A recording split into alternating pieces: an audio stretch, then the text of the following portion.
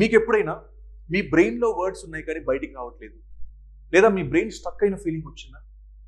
ఎప్పుడైనా మీరు కంటిన్యూస్గా అదే సెంటెన్స్ రిపీట్ అయ్యడం జరిగిందా? మీరు ల్యాప్టాప్ స్క్రీన్ చూస్తూ అలా మీ థాట్స్ ఆగిపోయిన సిచ్యువేషన్ ఉందా? ఇది నీ స్లీప్ లేకపోవడం వల్లనో టైర్డ్నెస్ వల్లనో కాదు. దీనికి 2 వర్డ్స్ మాత్రమే రెస్పాన్స్. దాన్నే బ్రెయిన్ ఫాగ్ అంటారు.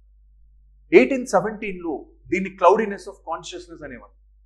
ఇప్పుడు ప్రెసెంట్ పాండమిక్ తర్వాత బ్రెయిన్ ఫాగ్ అనేటం బాగా ఎక్కువ వినిపిస్తుంది అనమాట. బికాస్ ఎయిర్ పొల్యూషన్ వల్ల మన ఆక్సిజన్ ఫ్లో అనేది తగ్గిపోతుంది. అలా బ్రెయిన్ క్లాగ్ అయిపోయే ఛాన్స్ ఉంది. సో ఇప్పుడు దీనివల్ల ఏం జరుగుతుంది? మైండ్ స్టక్ అయిపోవడం, ఇవన్నీ జరుగుతాయి. కాజెస్ ఏంటి? స్లీప్ లేకపోవడం, స్ట్రెస్ ఎక్కువ తీసుకోవడం, డైట్ సరిగ్గా లేకపోవడం, పొల్యూషన్లో ఎక్కువ తిరగడం. ఎందుకంటే మనం we are made up of 86 billion neurons ఉంటాయి మన బ్రెయిన్లో. వాటికి ఆక్సిజన్ సప్లై లేకపోయినా, బ్లడ్ సప్లై సరిగ్గా లేకపోయినా ఇలా స్టక్అప్ అయిపోతుంది. ఈ స్టక్అప్ను తగ్గించడానికి మనకేమన్నా ఒక మ్యాజిక్ పిల్, మ్యాజిక్ మెడికేషన్ ఉందంటే లేదు. Just simple solution, short breaks తీసుకోండి.